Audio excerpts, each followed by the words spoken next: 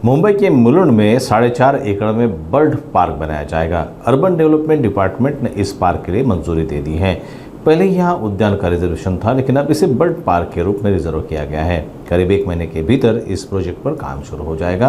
ये भायखला के रानीबाग के बाद मुंबई उपनगर का पहला बर्ड पार्क होगा, जहाँ करीब 300 पक्षियों की प्रजातियां देखी जा सकेंगी। पार्क के निर्माण के लिए ड्राफ्ट टेंडर भी जल्दी जारी किए जाएंगे। यह बर्ड पार्क मुंबई उपनगर के पर्यटकों को भी बढ़ावा देगा और पक्षी प्रेमियों के लिए एक आकर्षण का स्थल रहेगा। सर्व प्रोसेस सुरू न झाले, सर्व प्रक्रिया संपलेली आहे।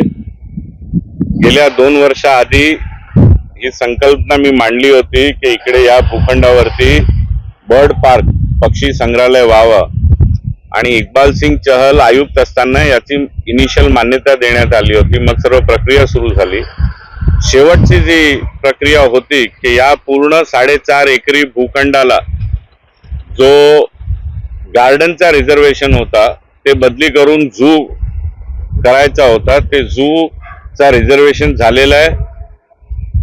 अर्बन डेव्हलपमेंट डिपार्टमेंट कडनं त्याचा नोटिफिकेशन जीआर सुद्धा निघालेला आहे आणि आता बर्ड पार्कचा जेवढी प्रक्रिया होती ती संपलेली आहे। येणाऱ्या 8-10 दिवसात आता याचा ड्राफ्ट टेंडर सुद्धा महानगरपालिका बाहेर काढणार आणि जवळपास 1.5 ते 2 महिन्यात याचा भूमिपूजन आपण करू शकणार। तो काळ पण येणार लवकरच। एक स्वप्न जो पाहिलेला होता की उत्तर पूर्व मुंबईमध्ये नागरिकांसाठी, पर्यटकांसाठी, विद्यार्थ्यांसाठी, पक्षी प्रेमियांसाठी एक सुंदर पक्षीगृह हे मुंबईत पहिल्यांदा होणार आहे।